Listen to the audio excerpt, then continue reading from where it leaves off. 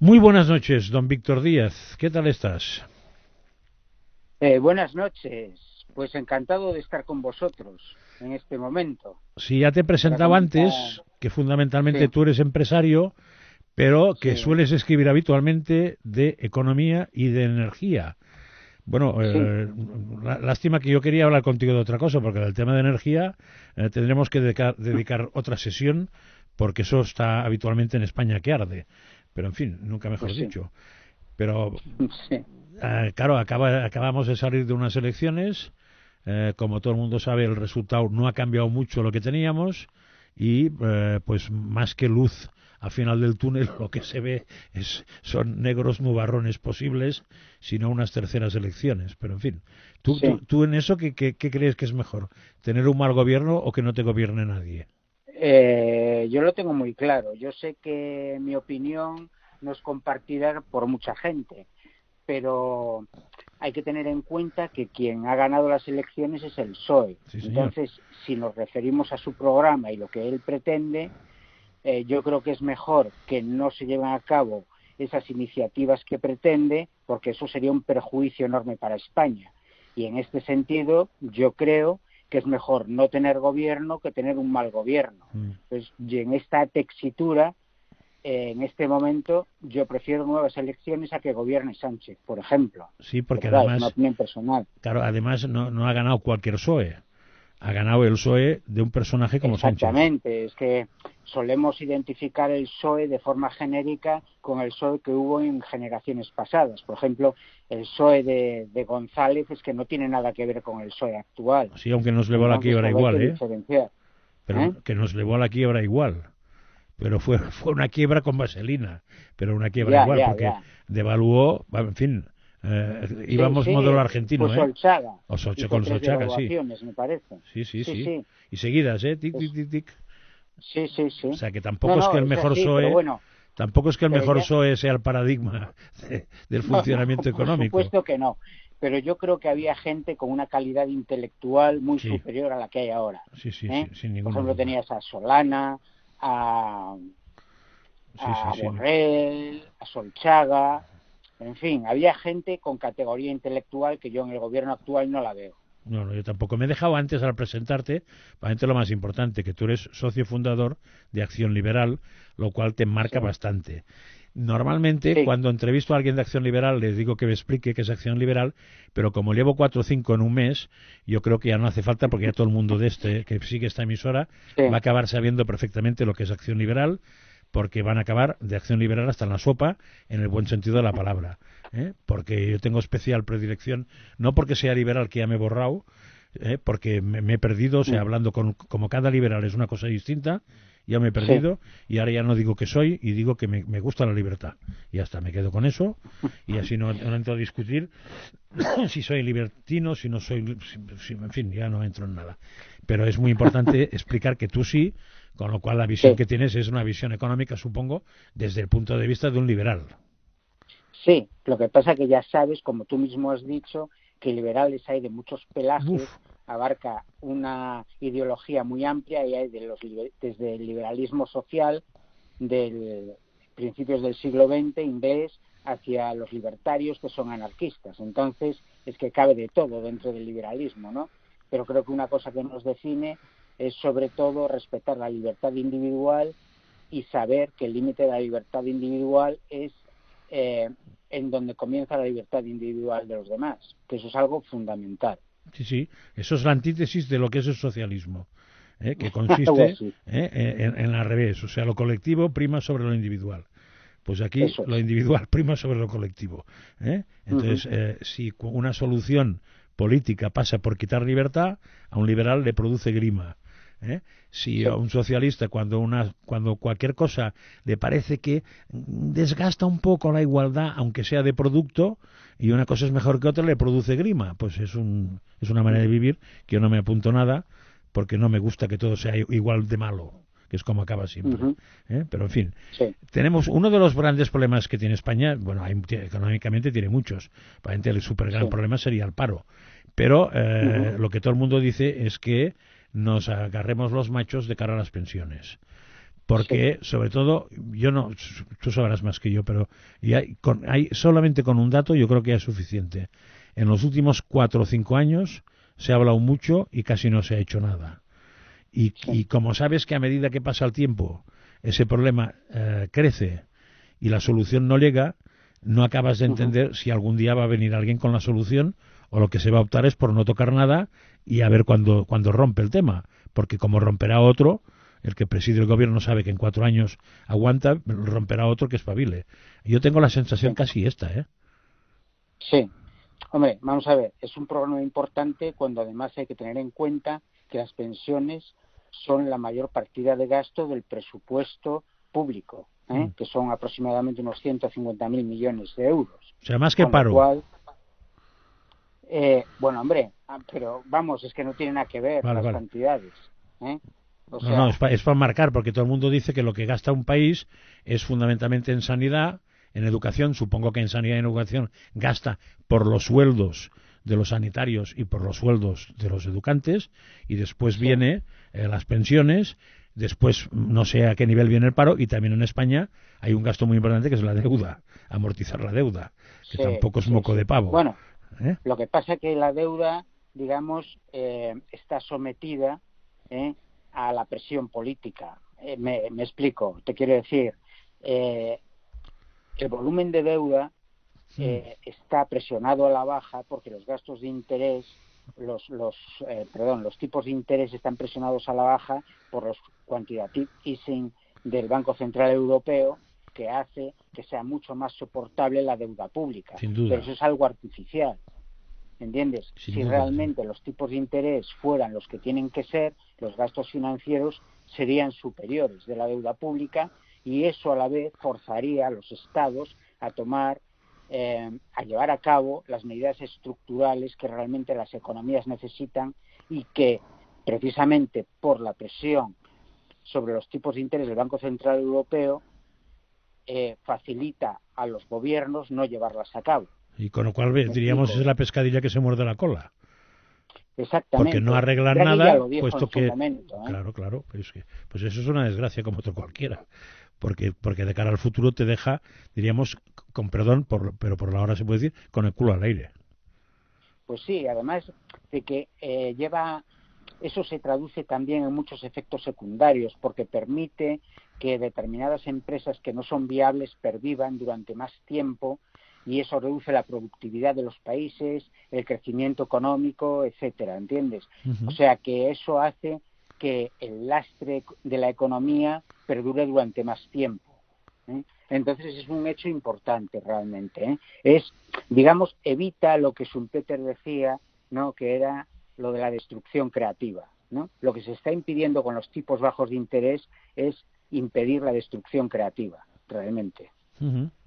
Entonces volvamos a las pensiones. 150.000 millones de euros anuales. Sí. Que no está mal. No. Y eso fundamentalmente, bueno, eso es un gasto que está ahí, y que si algo va a hacer es crecer, supongo. Pues sí, por muchos motivos, ¿no? Tanto por la evolución demográfica, ya que el índice de natalidad en España es de los más bajos de Europa, que es 1,31, ¿no? Como por el envejecimiento de la población, ¿no? Gracias a Dios también, por la esperanza de vida aumenta, gracias a los avances sanitarios, que además es otra cosa que hay que tener en cuenta. Ahora, en este momento, el gasto público sanitario es un 6% del PIB, pero al envejecer la población incrementa el número de enfermedades crónicas por habitante, con lo cual aumenta el gasto sanitario por habitante. Los mayores de 65 años representan aproximadamente el 80% del gasto sanitario, y además hay que tener en cuenta que los nuevos medicamentos y los nuevos tratamientos probablemente también sean más caros, y si juntamos entonces el gasto sanitario al gasto de pensiones, pues en fin, nos podemos imaginar cuál es la perspectiva de futuro que tenemos. Sí, porque además España, que sepa yo, es el segundo país del mundo más longevo. Sí, detrás de Japón. Sí, que me hace mucha gracia, porque ahora no sé, pero en su momento Japón era el país que más fumaban del mundo y España el segundo. Sí. Es un dato. Bueno. Yo no digo más, pero es un dato. Sí. Entonces, las pensiones, por una parte, aumenta el gasto, y por otra, los ingresos para pagarlas también disminuyen. Porque Sí, los bebés lo que que pasa, trabajan, pues no hay. sí, vamos a ver, pero es que realmente, vamos a ver, existe solución, por lo menos, o una solución parcial para el problema de las pensiones, pero es que el problema de las pensiones se engarza con el problema de la estructura económica de España, ¿entiendes? O sea, te quiero decir, nosotros tenemos un 14% de paro. Si no tuviéramos ese 14% de paro, pues entonces los ingresos de la seguridad social serían superiores, por ejemplo. Uh-huh. Y después también hay otro factor muy importante, que es el de el salario por hora en España. ¿Entiendes? El salario por hora en España, por ejemplo, es un 30% inferior a la media de la Unión Europea y un 40% o más de un 40% inferior a la del área euro. Lo que te quiero decir es que si los salarios son más altos, las contribuciones a la seguridad social también son más altas. Sí, claro. Entonces, ahora nos tenemos que plantear por qué tenemos esa tasa de paro y por qué tenemos esos salarios tan bajos. Sí, eso es muy importante que me lo expliques, porque hay una cosa que es muy curiosa. O sea, ¿qué es lo que tienes? Porque España tampoco es tan distinta de la Unión Europea en teoría. Tenemos que converger a ella. Hemos convergido en el tema impositivo. Bueno, entonces, ¿qué pasa? Que las empresas españolas son tan malas todas que si pagaran lo que corresponde pagar a nivel europeo se hundirían. No, bueno, vamos a ver, ahí hay varias historias. Desde luego el tema empresarial es muy importante, ¿eh? Que se engarza ese problema empresarial con el entorno económico del país, que a su vez viene determinado por la legislación, que depende de los políticos. O sea, un gran problema de España, por ejemplo, es el tamaño empresarial. Nosotros tenemos empresas, las que se denominan grandes empresas, de más de 250 empleados, son solo el 0,12% del total de las empresas. Por ejemplo, en Alemania, estas son el 0,44% del total.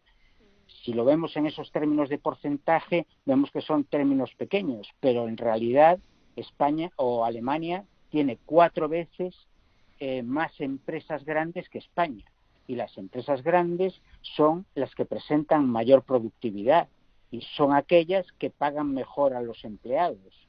Entonces ya podemos partir de una base de por qué los ingresos fiscales por IRPF y también ingresos de la seguridad social son menores que en otros países. Sí, está claro eso. Pero que me Entonces, choca que estemos, me choca porque eso quiere decir que la competitividad empresarial en España es mucho más baja. Exactamente. O que los empresarios son unos golfos y se embolsan todo el dinero, porque no hay otra explicación. Bueno, habrá de todo, porque en todos los sitios hay de todo. Sí, eso es seguro, pero que lo sean todos es más difícil de entender. Indudablemente España tiene un problema de productividad y la productividad durante muchos años ha estado estancada en España. Entonces, la cuestión es plantearse por qué la productividad ha estado estancada. Eso.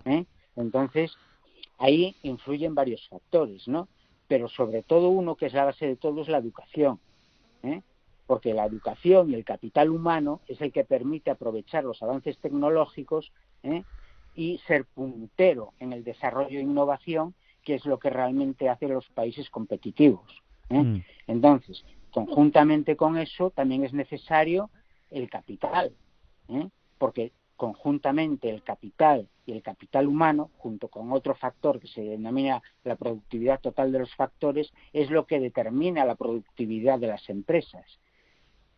Entonces, es fundamental incidir a través de estos factores que influyen en la productividad en lograr una mayor productividad de las empresas, porque eso hace que las empresas sean más competitivas.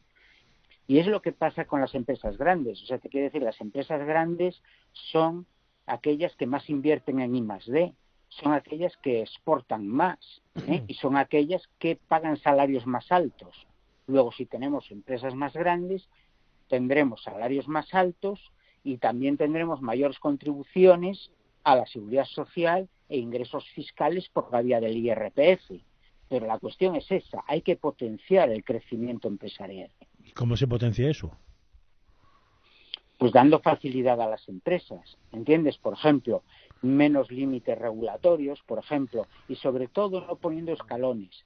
Tú ten en cuenta que las empresas que facturan más de 1 millón de euros pasan a tener que cumplir unos requisitos distintos de Hacienda. También, por ejemplo, tienen que tener comisiones sindicales, ¿entiendes? O sea, hay una serie de factores que impiden a las empresas o que dificultan el crecimiento empresarial. Y eso tendría que evitarse, ¿no? Porque es una cosa fundamental. Sí, pues no, a mí también... no me suena que los partidos políticos en sus programas les preocupe suficientemente eso como para que hablen de ello. Naturalmente que no les preocupa. La cuestión ya no es que no lo preocupa, es sino que lo sepan. Porque para preocuparse primero hay que saberlo. Yo dudo que lo sepan incluso. Pues es peor, ¿entiendes? Sí. Porque... Es peor. Vamos, eso puede ser que no hayan tenido una empresa ninguno o que no hayan estado ni siquiera una contabilidad. Muchos de ellos no han trabajado. Una nómina. Un artículo hace poco que decía que muchos de ellos, no sé si el 80%, no habían trabajado nunca en una empresa privada. Entonces, ¿qué se puede esperar? Yo creo que alguna vez había comentado contigo ya que es sorprendente que la carrera de político sea la única o una de las pocas en que no se necesita ningún requisito para ejercer. Sí, ¿Entiendes? Sí, yo creo que esto, con la importancia que tienen se debería pedir algún requisito para ejercer. Sí, te aviso que si preguntas a la gente, que yo lo hice una temporada, preguntar a la gente sobre eso que me estás diciendo tú, ¿sabes qué requisito me decían? Sí, nadie me decía, yo hubiera pensado que sería muy buena base para un político unos mínimos de economía y unos mínimos de derecho, y si quisiéramos ser serios, unos mínimos de historia.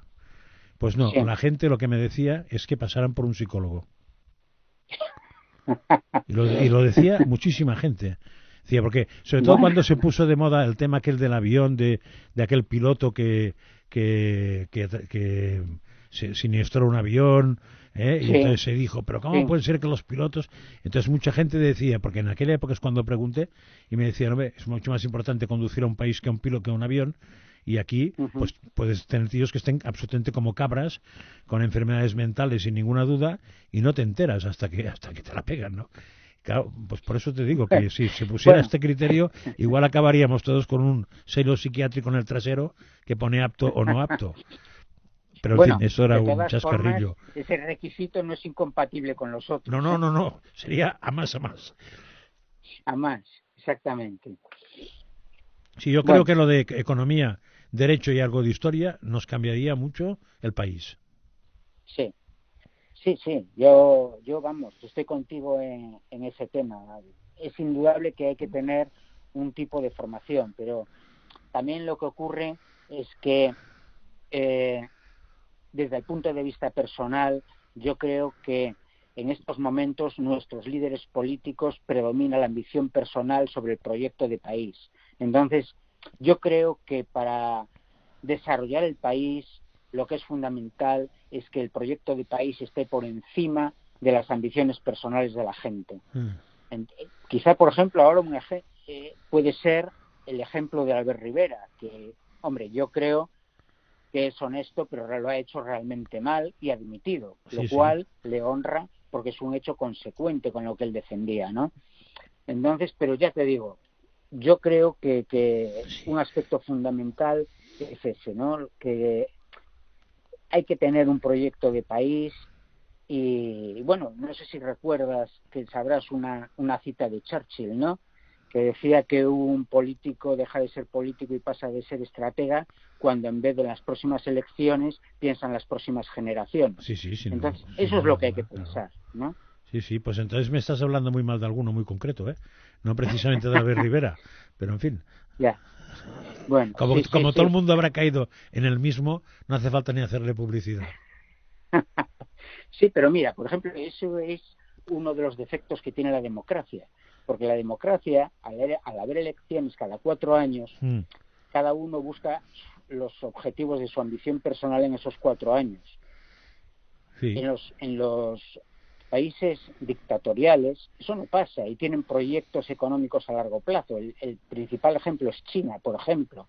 Indudablemente tiene otros defectos, pero en cuanto al proyecto de país, es el que tiene económicamente y cómo se ha desarrollado las últimas décadas. Sí, es digno de elogio. Claro, lo malo es cuando el proyecto de país del que manda no coincide con el de la gente, que en las dictaduras puede ocurrir y entonces, pues nada, acabas todos cerrados y con grilletes. Exactamente. Pero... Por eso puede tener unos límites, ¿no? Sí. O sea, tiene que haber una apertura política y social en China para que siga desarrollándose.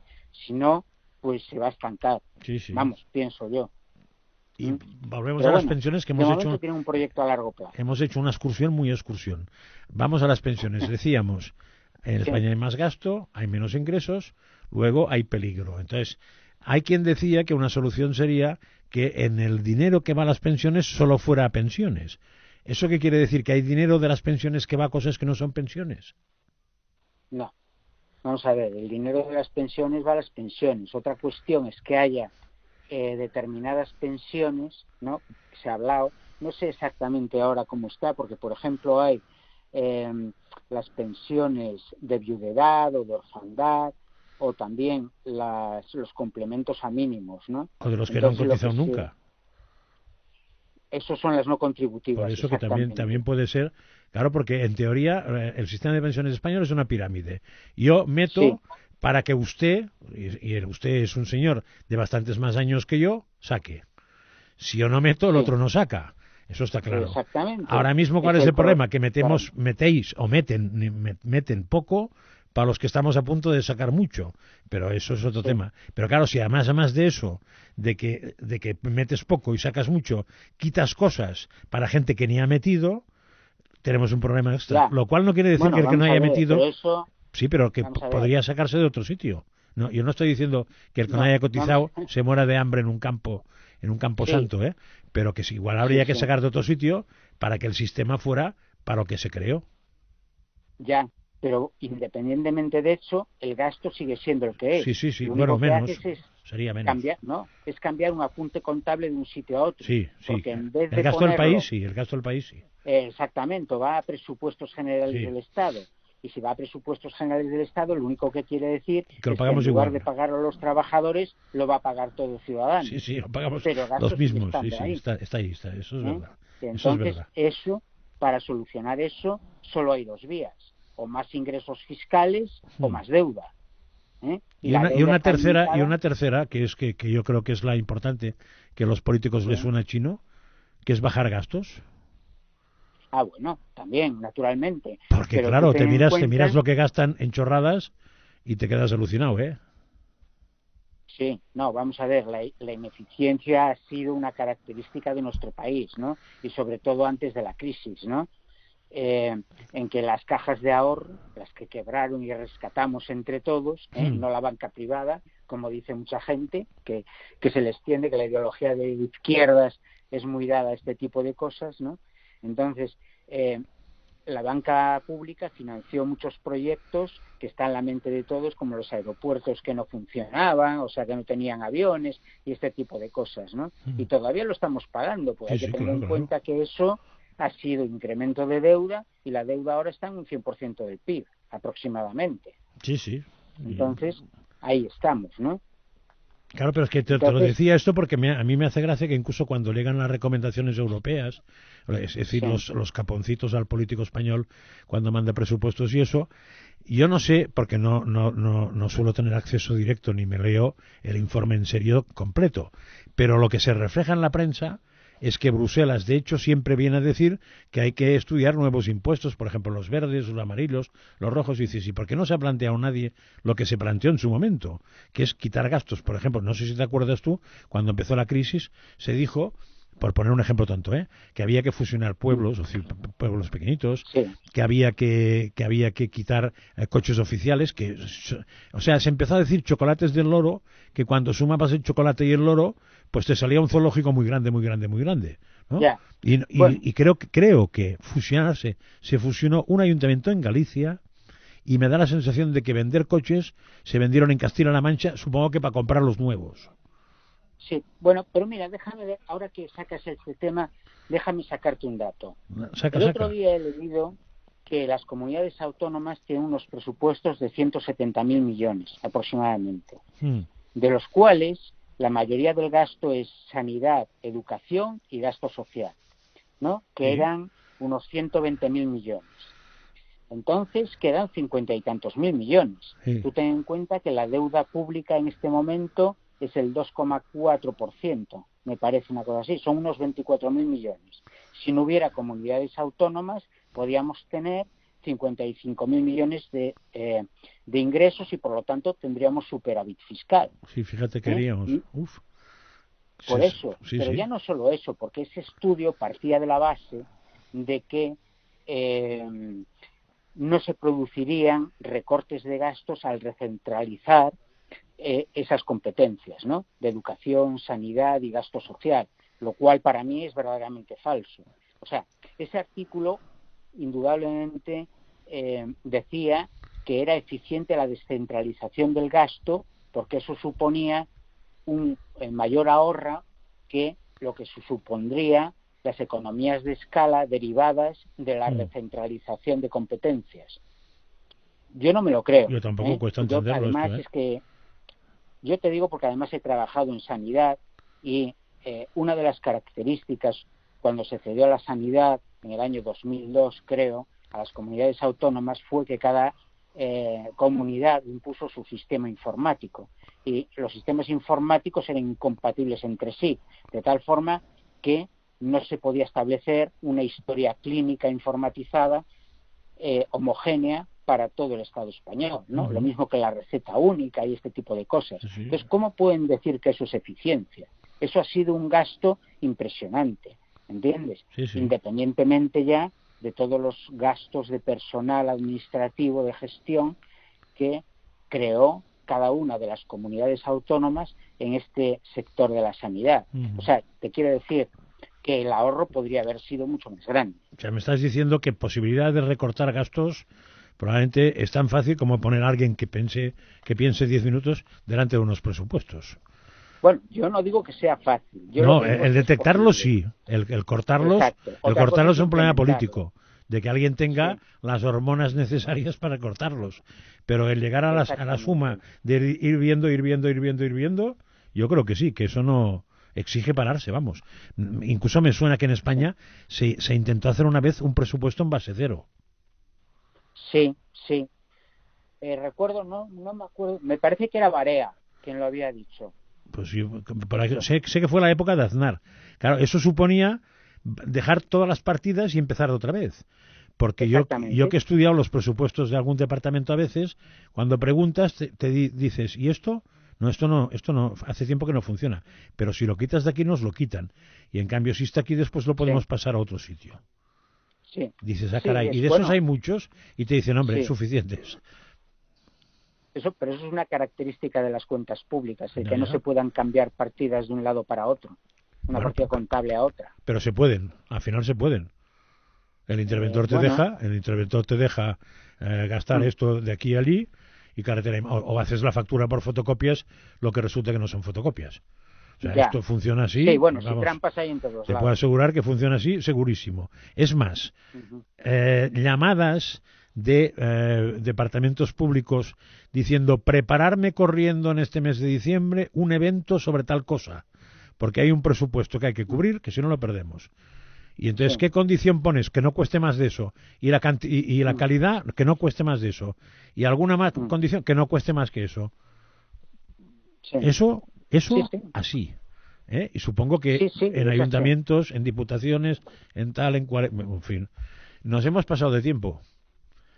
Bueno, pues, y hemos dicho muy poco de las pensiones, pero suficiente como para decir que tenemos otra sesión tuya dentro de un tiempo. Dejemos que ahora se posente las elecciones a ver cómo llegan y a ver qué se les ocurre, pero en fin, que eso es preocupante, ¿no?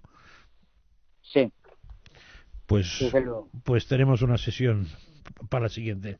Oye, Víctor, pues un abrazo y muchas gracias, porque si nos ha pasado tan rápido es que ha sido ameno y que has contado, porque no he contado nada, has contado cosas que seguramente a la gente le han interesado mucho, porque a veces también le gusta abrir la cabeza en temas más amplios que no ir concreto a una determinada cuestión.